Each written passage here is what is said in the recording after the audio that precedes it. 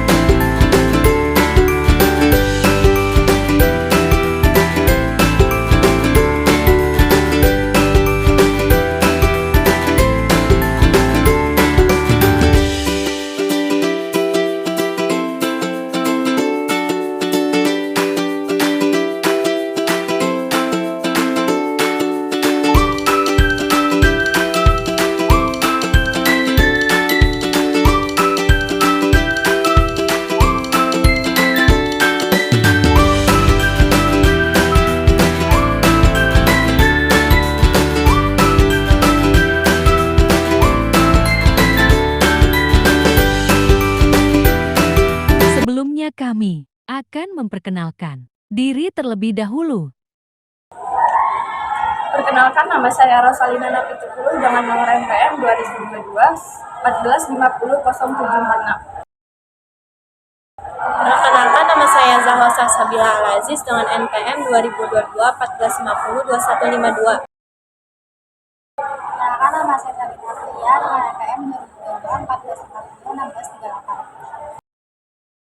Perkenalkan, nama saya Hendra Alexander Tony dengan NPM 2022 1450 2151.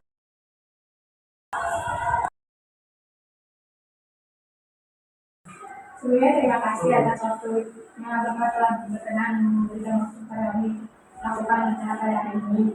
Sebelumnya perkenalkan lagi ya Pak. Nama saya Rosalina Napitupulu, biasa dipanggil Ocha. Saya Ketua Komite PMI. Saya Hendra Alexander Tony, biasa dipanggil Hendra. Saya Zahwa Sabila Al-Aziz, biasa dipanggil Zahwa. Kami bertujuan melakukan acara ini bertujuan untuk mengetahui kurikulum apa sih yang berlaku di sekolah ini dan apa sih visi misi dari sekolah ini. Nah, ini tugas dari mata kuliah kurikulum pendidikan.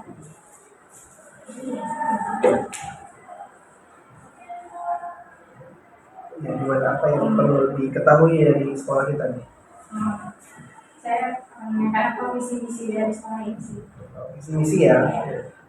Visinya itu kalau sekolah kita tuh menciptakan warga SMPN 49 Jakarta yang berkarakter Pancasila dan berwawasan global. Visinya ada banyak ya, ada 6 di sini dituliskan. Yang pertama itu membentuk warga sekolah yang beriman, bertakwa, berakhlak mulia, dan berbudi pekerti luhur dengan mengembangkan sikap dan perilaku yang religius baik di dalam sekolah maupun di luar sekolah. Yang kedua, mengembangkan budaya disiplin, percaya diri, berpikir logis, kritis, kreatif, inovatif, dan bertanggung jawab. Yang ketiga, menyelenggarakan proses belajar mengajar secara efektif dan efisien sesuai dengan perkembangan kurikulum. Yang keempat, menanamkan empati, kepedulian sosial, cinta damai, cinta tanah air, semangat kebangsaan, dan hidup demokratis. Yang kelima, mewujudkan sekolah idaman. Idaman itu indah, aman, dan nyaman. Mewujudkan sekolah ramah anak dan layak anak.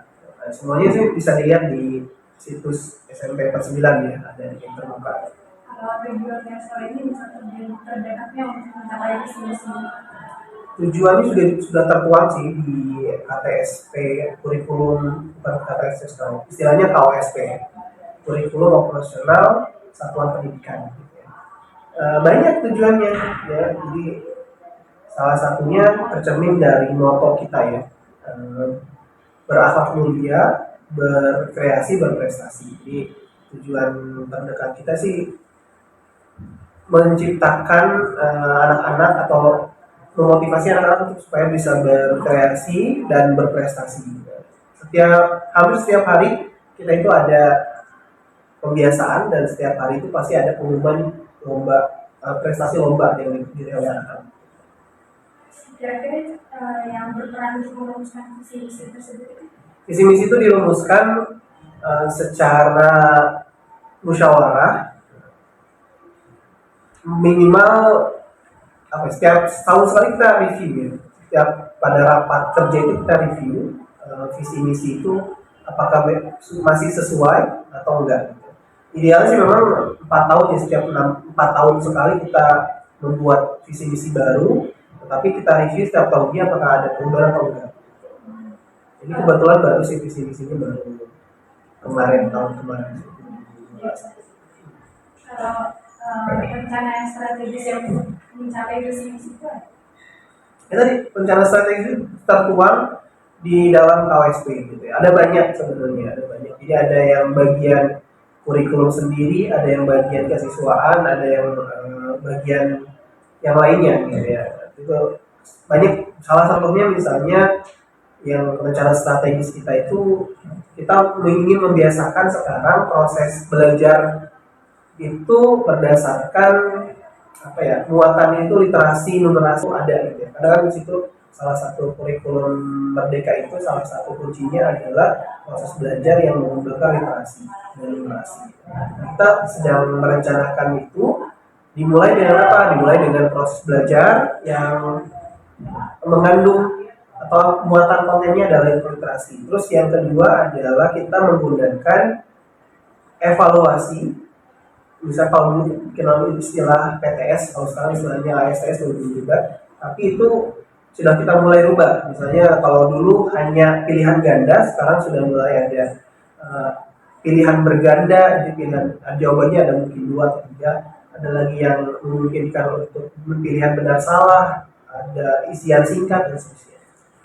Kira-kira visi misi yang sebelumnya sudah tercapai atau belum ada ganti? Visi misi itu diganti karena berkaitan dengan relevansi, terutama relevansi terhadap kurikulum, penyesuaian kurikulum. Dulu kan masih kurikulum K13, sekarang sudah mulai mengimplementasikan kurikulum merdeka, makanya kita mengganti, menyesuaikan sesuai dengan relevansinya dengan kurikulum merdeka. Sekolah mengukur kalau visi misi itu sudah tercapai atau belum? Dari indikator. Jadi di KWSP itu sebenarnya ada misi, kemudian misi itu tertuang dalam program-program kerja. Program-program kerja itu kita ada indikator-indikator keberhasilan. Contoh misalnya, salah satu misinya adalah di sini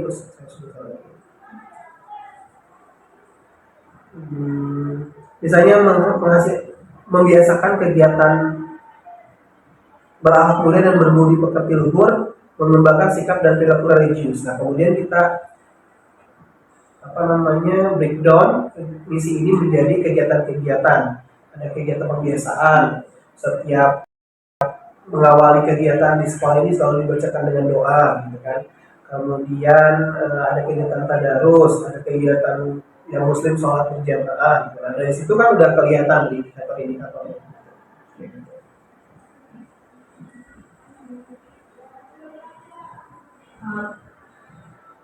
Mengapa visi misi itu dianggap penting bagi sekolah dan siswa?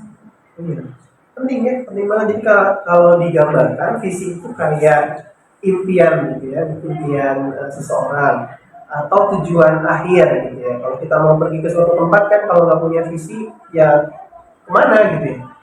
Kayak misalnya sederhananya visi itu kayak tempat akhir, misalnya mau ke Bandung gitu.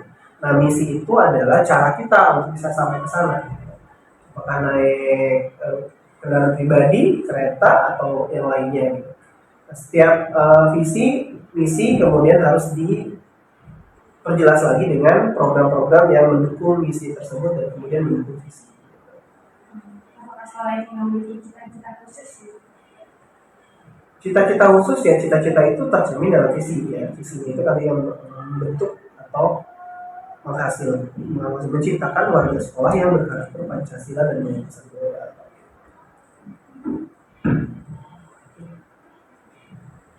ciri khas dari sekolah ini.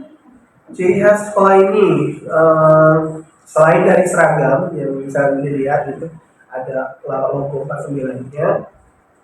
Di sini itu setiap harinya itu pembiasaan apel pagi. Mungkin sekarang sekolah-sekolah lain juga sudah mengadopsi ini, tapi itu salah satu yang menjadi cikal bakal gitu ya. Katanya Pak Sudar yang pertama kali mengawali proses kegiatan itu dengan apel pembiasaan. Setiap hari itu kita ada apel pembiasaan. Senin itu upacara, Selasa itu senam atau olahraga bersama, Rabu itu kegiatan pramuka, kemudian Kamis itu literasi bahasa Indonesia atau bahasa Inggris, Jumat itu ada kegiatan keagamaan, tadarus atau kultum bagian Muslim, kemudian ada kegiatan yang non Muslimnya ada di ruang-ruangan khusus. Itu yang pertama. Yang kedua, moto kita kan berakhlak mulia, berkreasi, berprestasi. Gitu ya. Jadi salah satu ciri khasnya itu berprestasi dan berkreasi.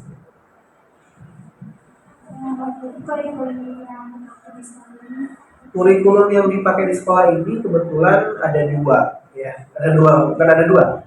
Kita baru mengadopsi, mengimplementasikan kurikulum Merdeka di tahun 2 tahun terakhir. Ya, jadi kelas 8, kelas 7 itu mengimplementasikan kurikulum Merdeka secara utuh. Kemudian kelas 9-nya masih menggunakan kurikulum 2013. Apa kurikulum Ya, kalau itu ya karena untuk kebijakan nasional ya, kebijakan pemerintah ini. Karena kan sekarang kalau dulu mungkin pas 9 dulu banget gitu ya.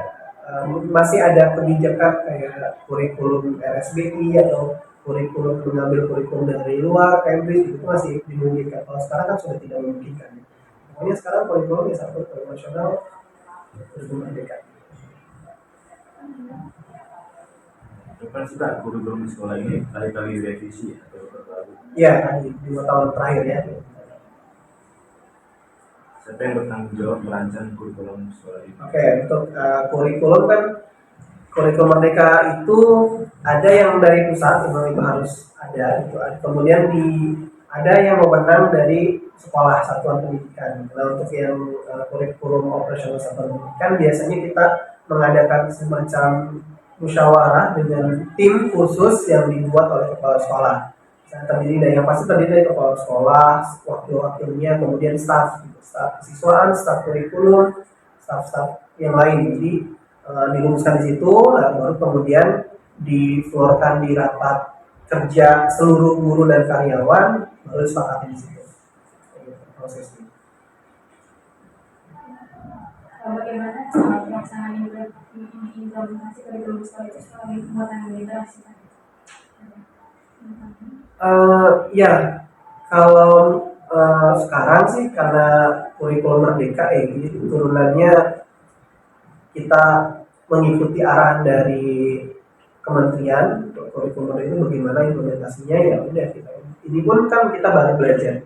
Paling ya yang baru itu ya P5 tadi, proyek penguatan profil pelajar Pancasila, itu yang baru. Dan setiap sekolah mungkin punya kekhususan di situ, dan kekhasan di kelas 9 ya kita biasanya untuk kelas 7 itu mengambil tema bangun jiwa raganya, kemudian ada Bhinneka Tunggal Ika, dan ada satu lagi itu kewirausahaan. Bagaimana sekolah ini dapat beradaptasi dengan perubahan kurikulum yang diisyaratkan oleh pemerintah?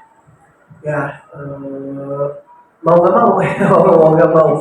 Tetapi beruntungnya kita itu di sini ada beberapa istilahnya apa ya, guru penggerak gitu ya, guru penggerak kan ada sekarang guru penggerak. Nah, melalui beberapa guru penggerak tersebut, proses transfer ilmu atau transfer mindset perubahan dari kurikulum yang lama ke yang baru itu bisa lebih cepat tertransfer ke guru-guru sehingga memudahkan. Jadi kita ada 3 guru penggerak, jadi itu memudahkan sih sebenarnya proses diskusinya. Kebetulan juga banyak guru-guru muda yang memang untuk beradaptasi mendapatkan informasi dengan cepat dan bisa berdiskusi ke teman-teman yang lain. Guru penggerak ini guru yang udah lama di sini. Bukan, guru penggerak itu adalah guru yang sudah mengikuti pendidikan guru penggerak. Jadi istilahnya kalau nggak salah episode berapa gitu ya, kurikulum merdeka episode berapa gitu. Jadi guru penggerak itu melalui proses seleksi dari pemerintah gitu. Karena ada namanya BPGP ya. Kalau dulu P4 PPK gitu ya. Kalau sekarang BPGP Balai Besar Guru Penggerak. Seleksi, kemudian kalau udah lulus seleksi ada pendidikannya. Pendidikan itu selama 6 bulan. Jadi ada prosesnya, pembimbingan, ada proses materi, mirip seperti PPG lah ya, PPG. Cuma muatannya bukan ke cara mengajar, tapi muatannya lebih kepada mindset, kemudian lebih kepada perubahan inilah cara berpikir gitu. Kendala apa yang ditemui dalam menerapkan kurikulum pasca pandemi dan bagaimana sekolah ini mengatasinya? Ya kan banyak sih kendalanya itu ya, belum terbiasa, mindsetnya belum berubah gitu ya. Nah, untuk mengatasinya tadi solusinya, alhamdulillah kita selalu ada beberapa kali misalnya kita mengadakan in-house training gitu ya, IHT gitu. Misalnya ada nih kebijakan baru kayak sekarang ada platform Merdeka Mengajar gitu, itu kan PMM gitu ya. Nah, ini ada beberapa teman yang kayak tadi guru penggerak tadi yang sudah lebih dulu memahami, kemudian kita latihkan kepada guru-guru lain yang belum gitu. Itu proses transfer itu yang di sini sih yang alhamdulillah bagus. Apakah ada program khusus yang digunakan untuk mengatasi kelemahan kurikulum ini? Kira-kira kurikulum 2013 sama kurikulum ini apa kelemahan? Ya sebenarnya dari pihak sekolah sendiri sih lebih banyak mengadopsi atau mengimplementasikan arahan dari kementerian, kemudian turun ke dinas kita mengimplementasikannya. Paling ya untuk lebih menguatkan lagi tadi ya, banyak kita melakukan IHT. Jadi program prosesnya itu diskusi antar guru aja sih, diskusi antar guru. Kebetulan ada ikut pelatihan ini misalnya diundang kita pelatihan implementasi pembelajaran berdiferensiasi misalnya. Nah, setelah selesai guru ini yang ikut pelatihan ini kemudian kita berikan kesempatan untuk berbicara di depan guru-guru yang lain. Jadi transfer ilmunya terjadi. Apa ada kerjasama dengan pihak luar atau lembaga pendidikan untuk kayak melakukan kurikulum misalnya? Ya, ada beberapa program untuk kita menghadirkan narasumber dari entah itu dari kementerian atau dari dinas untuk menguatkan proses-proses yang sudah kita lakukan gitu. Ya, mungkin minggu depan juga kita akan ada kegiatan dari penguatan pembelajaran literasi dan nutrisi. Bagaimana kurikulum sekolah ini mencerminkan Bagaimana? Oh,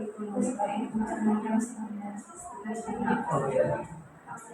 Kalau sekarang kan kebijakannya ada yang namanya rapor pendidikan. Sudah pernah dengar ya rapor pendidikan? Jadi rapor pendidikan itu rapor yang dikeluarkan oleh kementerian berdasarkan input dari sekolah yang dinilai. Jadi di sana nanti misalnya ada indikator atau rapor literasi gimana, numerasi gimana.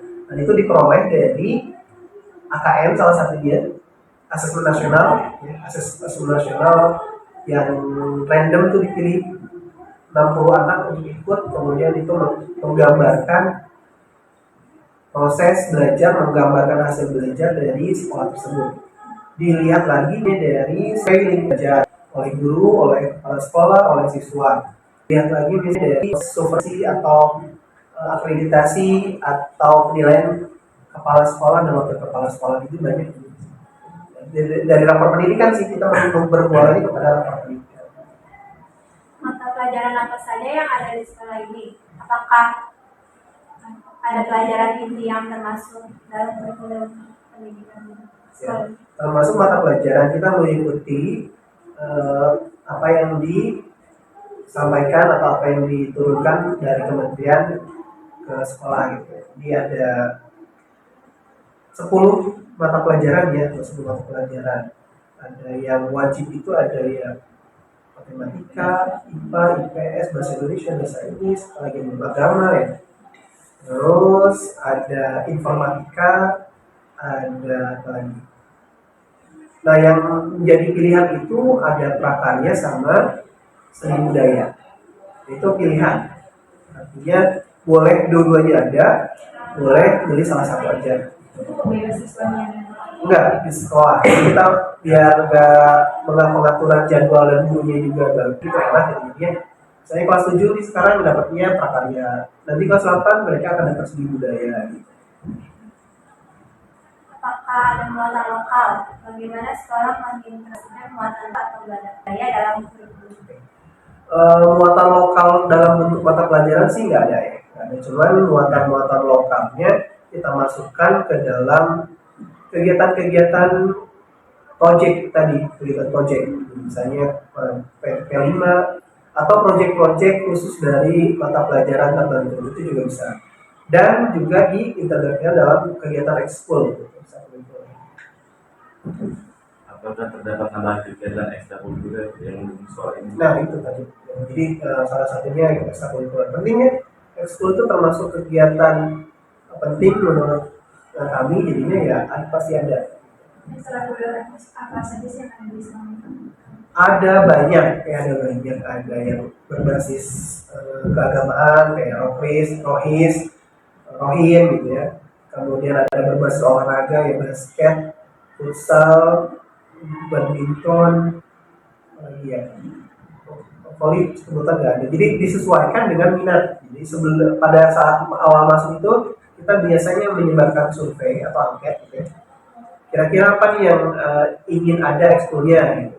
Kalau misalnya peminatnya ada, maka kita buat ekskul itu. Tapi kalau nggak ada ya diadakan. Tapi apakah ada ekstrakurikuler yang wajib diikuti? Ya tentunya pramuka ya, wajib. Yang lainnya masih boleh pilihan.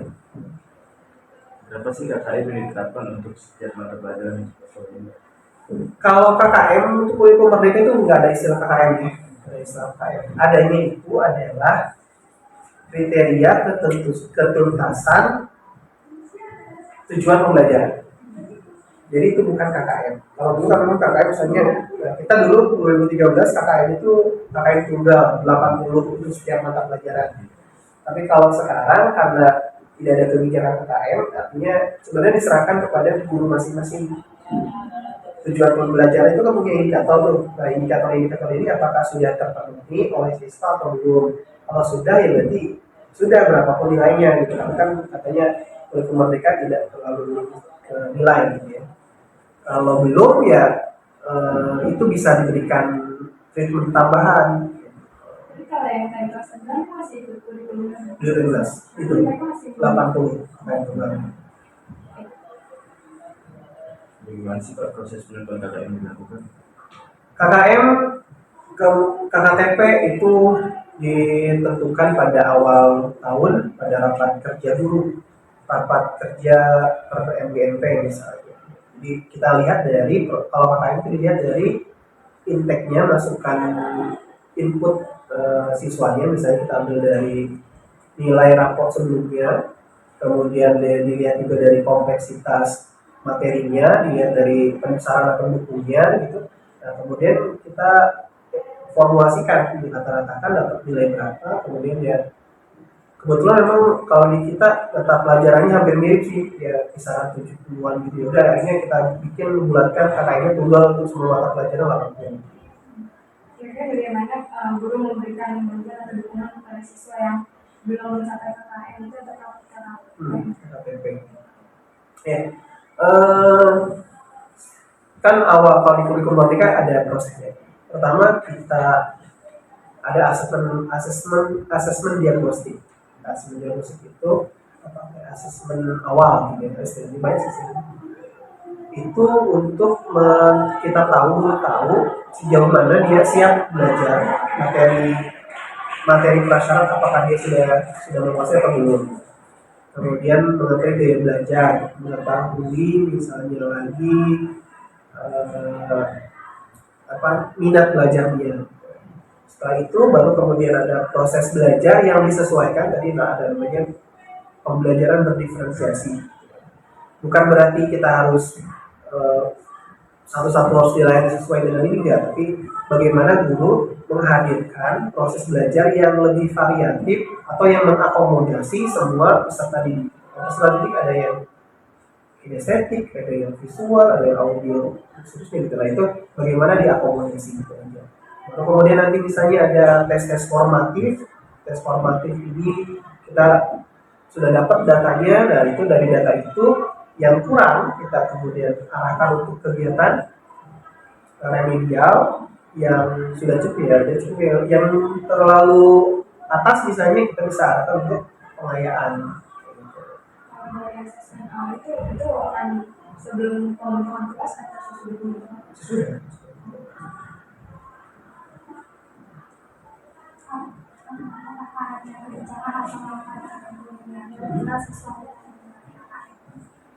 Oke, kalau misalnya dirasa ada siswa yang secara akademik sangat jauh dari KKM atau dari KKTP-nya tuh enggak, tadi pertama kita harus berikan treatment dulu. Dia jelek misalnya nilainya, ya kita berikan treatment, kita berikan remedial. Setelah remedial misalnya jelek juga gitu, nah kita lihat lagi nih, apakah memang dia itu rendah banget IQ-nya atau gimana. Sekarang kan biasanya kalau yang rendah banget kemudian kita buat sebuah rekomendasi, coba dites ke apa ya istilahnya, pentesan untuk IQ gitu ya, apakah memang di bawah, sangat-sangat di bawah kan. Kalau di bawah ada namanya peserta didik berkebutuhan khusus gitu ya, itu yang kemudian kalau misalnya ini masuk nih lambat belajar gitu, itu kalau untuk PDBK khusus dia tidak ikut KKN reguler gitu, jadi bisa disesuaikan. Misalkan enggak juga, ya berarti kita lihat nih apakah progres kepribadiannya atau karakternya bisa nih diluluskan atau enggak. Selama dia masih semangat belajar, mengikuti proses dengan baik sih, sepertinya sih nggak masalah ya. bagaimana mengkomunikasi KKM dari bagian siswa itu kepada orang tua teman. Setiap awal tahun kita ada pertemuan dengan orang tua menjelaskan itu di program kurikulum apa, program siswa apa. Di situ ada tanya jawab juga. Kemudian kan ada namanya raport PTS atau raport tengah semester. Kita juga bertemu dengan orang tua, di situ kita menjelaskan progres kemajuan siswa. Kemudian ada raport semester, tengah semester, semester. Jadi ada 5 kali pertemuan dengan orang tua. Selain dari itu mungkin kalau ada catatan-catatan khusus ya bisa langsung dari wali kelas atau secara khusus dipanggil orang tuanya untuk komunikasi berbagai macam hal. Terima kasih Pak, sekian sesi wawancara kita. Jika ada kekurangan atau kesalahan. Oke, siap, dimaafkan. Udah nih, udah. Makasih ya Pak. Siap, sama-sama. Terima kasih bagi yang sudah menonton video. Kami kurang lebihnya, mohon maaf.